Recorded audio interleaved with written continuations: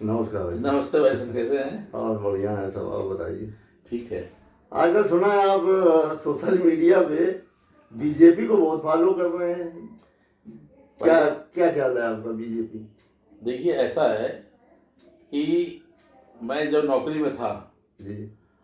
तब तो अपने सामाजिक जिम्मेदारियां पूर्ण करने के लिए बच्चों की शादियां दिया करना है, बच्चों को पढ़ाना है, हाँ।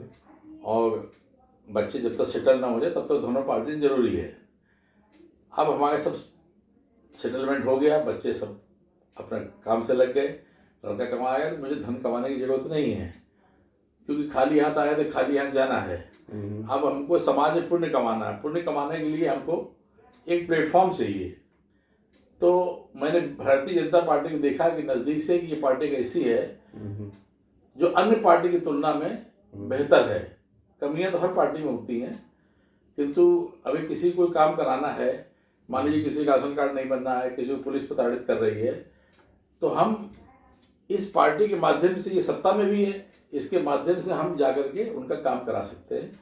इसीलिए हमने भारतीय जनता पार्टी तो को चुना। आपको ऐसा क्यों लगता है कि बीजेपी ये मतलब ऐसी पार्टी है? दूसरी पार्टियां अभी तो कांग्रेस है, सपा है, ये भी तो करवा सकती हैं। नहीं, उनकी तुलना में अच्छा। देखिए, भारतीय जनता पार्टी ने 1950 में जनसंघ की स्थापना हुई, डॉक्टर श्यामा प्रसाद मुखर्जी ने किया। उसके बाद कालांतर में चल के भारतीय जनता पार्टी बनी, किंतु तब से आज तक उन्होंने अपनी जो भी नीतियां हैं उन नीतियों में कोई परिवर्तन नहीं किया। चाहे वो सत्ता में रहें या न रहें, उनको वोट मिले या न मिले, वो जो नीति में चलेंगे, राष्ट्र प्रथम, देश प्रथम, देशभक्ति भावना, सनातन संस्कृति, हिंदू राष्ट्र, जिसको लेके वो चले, संविधान को साथ लेके चले, उस नीतियों में वो चलते रहे। इसीलिए सत्ता मिलने उनको देर से मिली, क्योंकि जब मिली तो उन्होंने कुछ ही समय में देश को परिवर्तित कर दिया। ये जो मोदी योगी जी का, बीजेपी का ये जो 8 साल का कार्यकाल रहा, ये इसके बारे में आपके क्या विचार हैं? देखिए, आजकल संगठन, भारतीय जनता पार्टी संगठन ऊपर से 8 साल में जो कार्य हुए, इसको वो करने के लिए जगह जगह, मोहल्ले में, गलियों में, सब जगह लोगों से मिल रहे हैं, बता रहे हैं। देखिए, 8 साल पहले भारतीय जनता पार्टी बीमारू गाजी था, मैंने उत्तर प्रदेश से बीमारू गाजी था, और उस बीमारू गाजी को 8 साल के अंदर योगी जी ने एक प्रगतिशील राज्य में परिवर्तित कर दिया। तो वो लोगों को बताना चाहते हैं, देखिए हमको 8 साल मिले, इनको 47 अभी तक मिला, किंतु ये लोग कुछ कर नहीं पाए। हमने 8 साल में कितना कार्य कर दिया।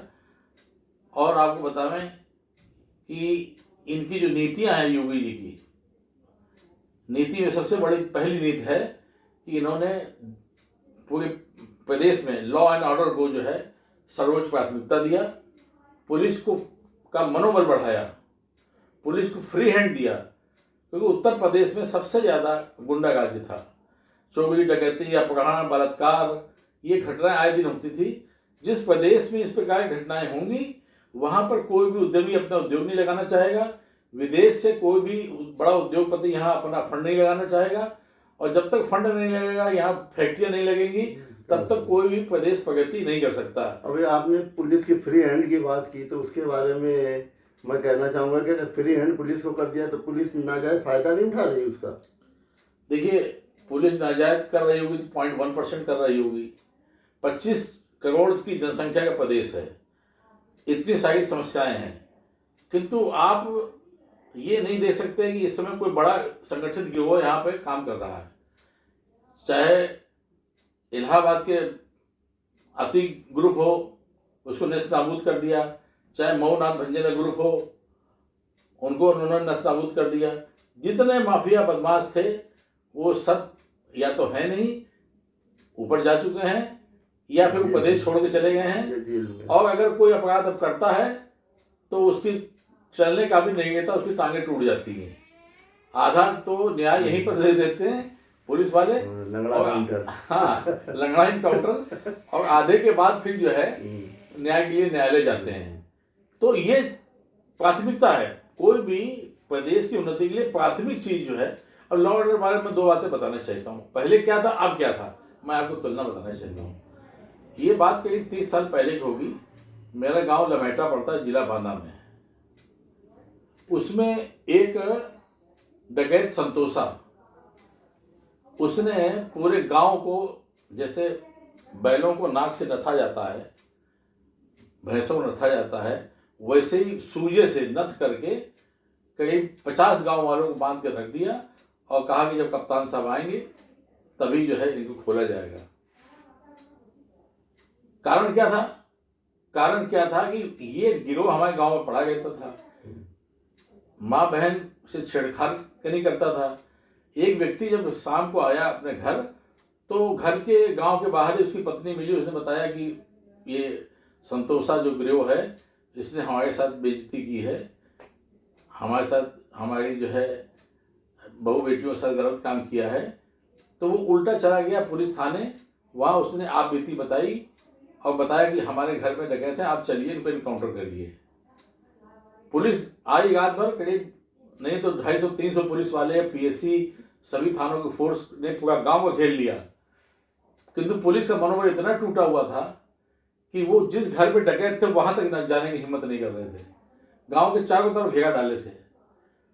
अब वो उछल कूद करते हुए एक घर से दूसरे घर, दूसरे घर से तीसरे घर, और लास्ट में जिधर से जाना था रास्ते में वहां तक पहुंच गया और उसने नोटों भरा एक थैला पुलिस तरफ फेंक दिया। पुलिस उसको उठाने में व्यस्त हो गई और वो निकल के भाग गया। तो ये था पुलिस का और राजनीति का तालमेल था, और मिल करके ये क्राइम होते थे। तो इसका आपका कहने का मतलब ये उस समय की सरकारें इसके लिए जिम्मेदार? बिल्कुल।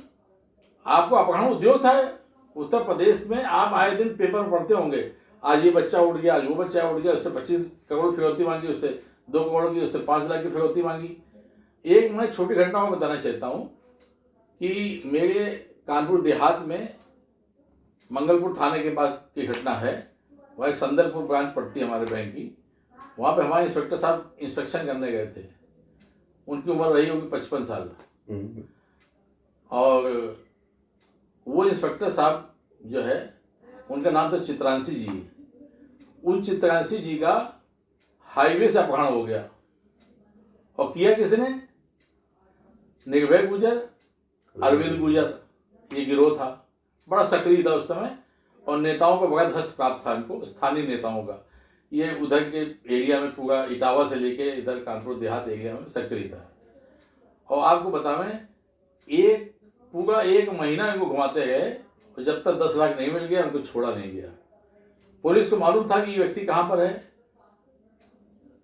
नेताओं को मालूम था ये व्यक्ति कहाँ पर है, मगर उसको नहीं छोड़ा सके। और आपको बतावें, वो 10 लाख भी किसी नेता के माध्यम से वहां पैसा पहुंचा, तब जाके वो छूटे। वो आपको बतावें कि इतना, जब वो 1 महीना चंगुल में फंस गए, तो वो एक बार हमको, मैं भी इंस्पेक्टर था, तो मैं इलाहाबाद में होटल में लोग साथ में थे। तो रात में हमको 11 बजे अपने कमरे में ले गए और रात में 2:30 बजे तक कहानी सुनाई।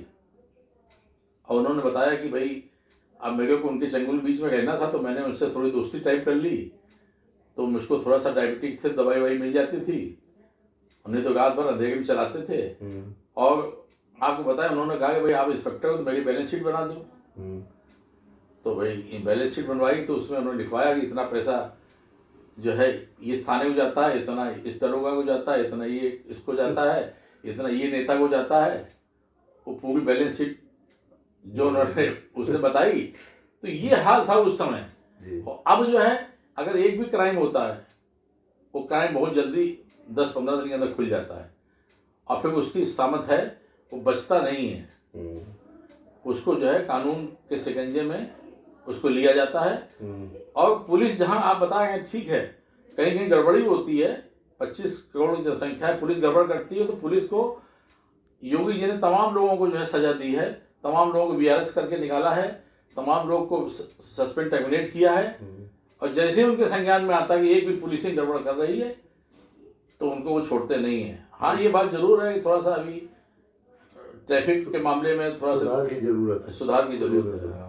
अच्छा, इंफ्रास्ट्रक्चर और डेवलपमेंट के बारे में आपको क्या ख्याल? कानपुर में आपको लगता है क्या विकास? देखिए, विकास के लिए इंफ्रास्ट्रक्चर भी जरूरी है, किंतु कानपुर में अभी तक जो है सन 47 से लेकर अभी तक देश आजाद हुआ, तब से अभी तक कोई भी जाम की बड़ी समस्या है कानपुर के अंदर, बहुत ज्यादा।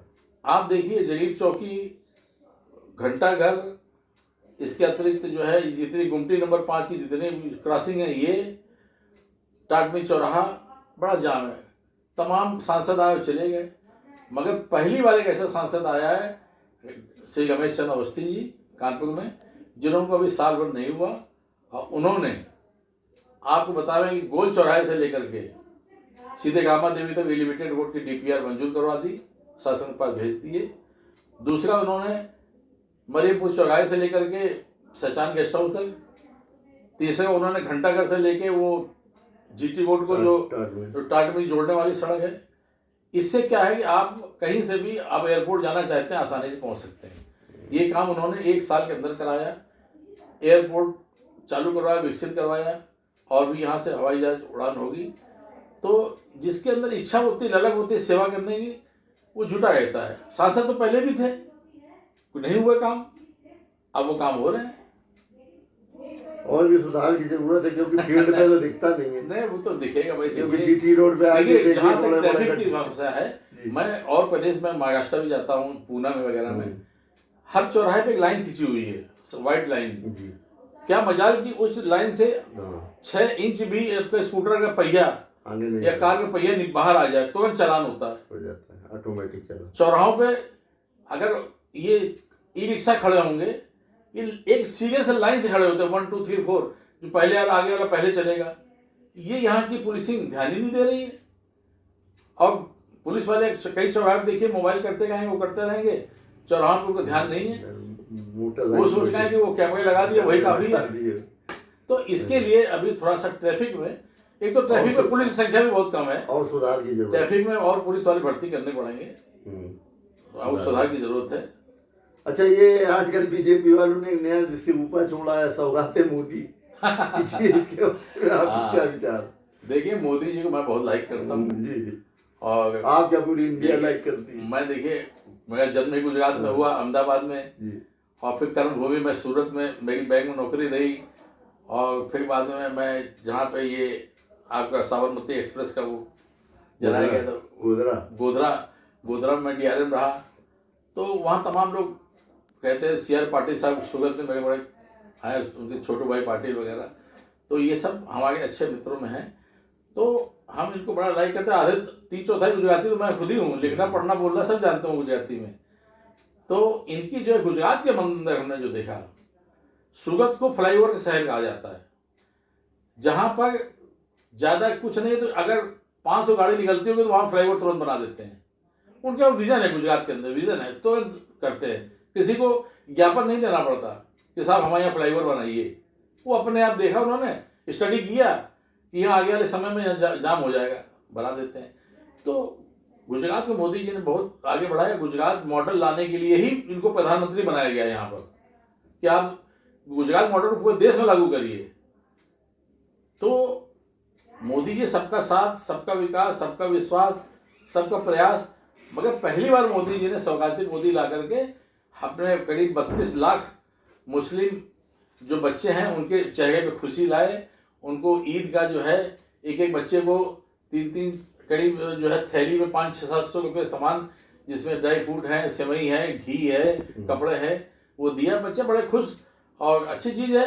मगर ये है कि मोदी जी ने शुरुआत ईद से की है, तो इनको फिर बाद में दिवाली में भी हिंदुओं के लिए करना पड़ेगा, इनको फिर सरदारों के त्योहार में भी करना पड़ेगा, तो इनको जैन त्योहार में भी करना पड़ेगा। एक ही जब सबका साथ सबका विकास, तो मोदी जी को सबके लिए करना। मोदी जी ने नई शुरुआत की है, पर ये शुरुआत सभी धर्मों तक पहुंचनी चाहिए।